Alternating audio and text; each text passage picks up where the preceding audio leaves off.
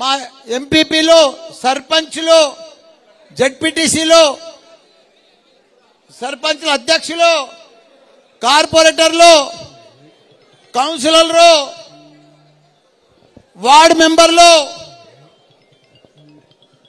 స్థానిక మా ధర్మ గారు, మా అక్కలు, చెల్లెళ్ళు, అన్నలు, తమ్ముళ్ళు, మా పత్రికా మిత్రులు అందరికీ కూడా పేరు పేరున నా నమస్కారం.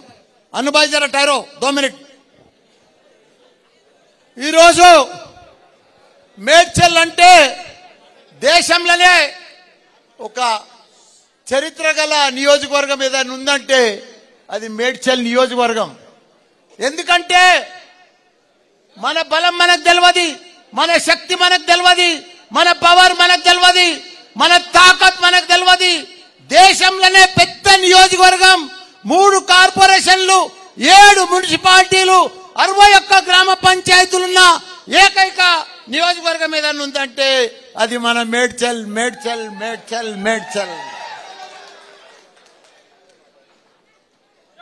నేను ఎంపీ అయినా మేడ్చల్కి వెళ్ళి, ఎమ్మెల్యే అయినా మా కేసీఆర్ గారి ఆశీర్వాదంతో మంత్రి అయినా,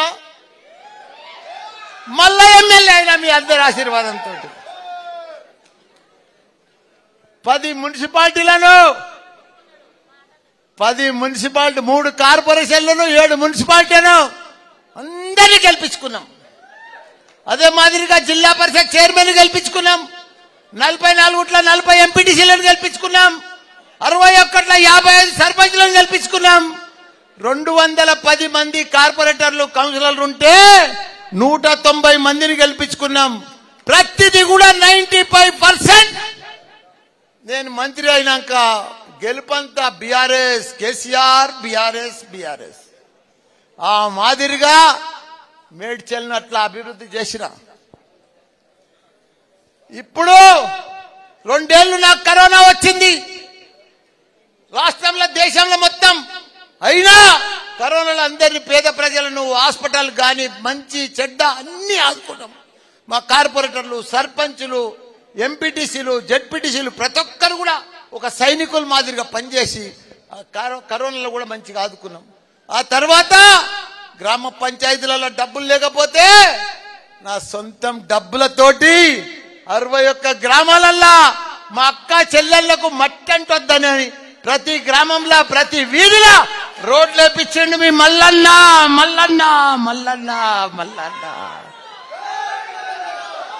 అదే మాదిరిగా సగం గుళ్ళు కట్టే గాని, కుల సంఘాలు అడిగినే గాని అవన్నీ కూడా 125 గుళ్ళు కట్టించండి మీ మల్లన్న.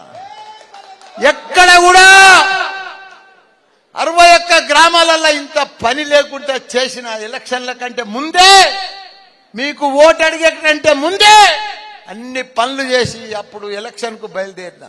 మీ అందరి ఆశీర్వాదంతో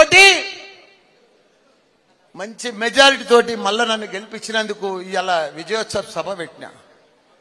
నాకు 71 సంవత్సరాలు. నేను ఎంపీ అయినా, మినిస్టర్ అయినా, ఎమ్మెల్యే అయినా నాకు భగవంతుడు ఏమి బాకీ లేడు. ఆ భగవంతునికే నేను బాకీ ఉన్నా. ఆ బాకీ ఏంటంటే మీ అందరి రుణం తీర్చుకోవాలి. నేను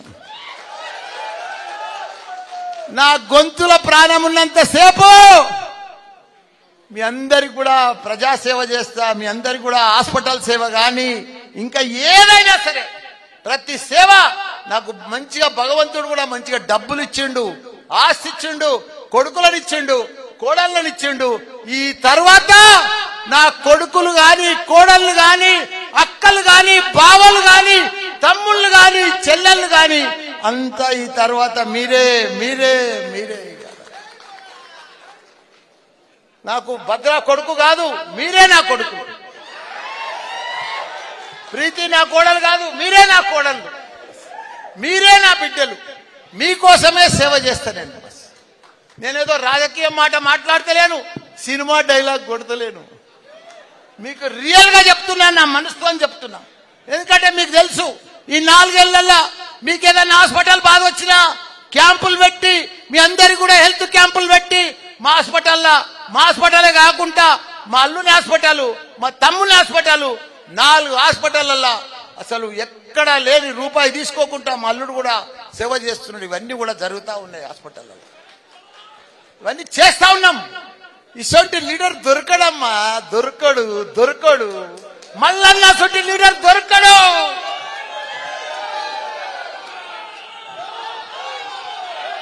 నీకు ఓపెన్ గా చెప్తున్నా, గత 30 సంవత్సరాల సంది కూడా మీరు పెద్ద పెద్ద లీడర్లను చూసిండ్రు, ఎమ్మెల్యేలను చూసిండ్రు, ఎంతో మంది వచ్చిపోయారు. కానీ ఇలాంటి మంత్రిని, ఇలాంటి మనిషిని, ఇలాంటి ఎమ్మెల్యేను మీరు చూడలే. ఎందుకంటే పనిచేసే మనుషులం. ఏదో ఆశపడి ఏదో కాంట్రాక్ట్ల కోసమో డబ్బుల కోసం ఇలా గట్టికేసారి చూస్తున్నావు. 14 ఏళ్ళు అయింది ఆ ఫ్లైఓవర్ ఎవ్వడు ముట్టుకోలే. 4-5 ఎమ్మెల్యేలు మారిండ్రు. కానీ అది మళ్ళీ వచ్చినాకనే మళ్ళా సురువు అయింది. అది కేసీఆర్ సార్కి చెప్పి ఇలా నారపల్లికి వెళ్ళి 15 కోట్లు పెట్టి ఏదిలాబాద్ దాకా గుడి దాకా రోడ్ వేయించిండు. మల్లన్న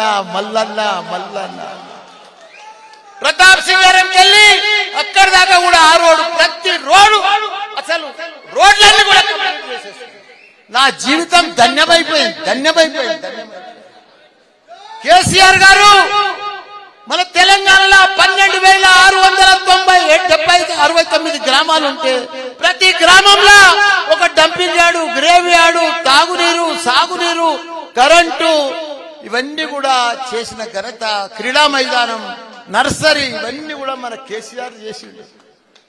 ఇవన్నీ కూడా ఒక బిడ్డ పెళ్ళైతే మనకు కళ్యాణ లక్ష్మి ఇచ్చిండు.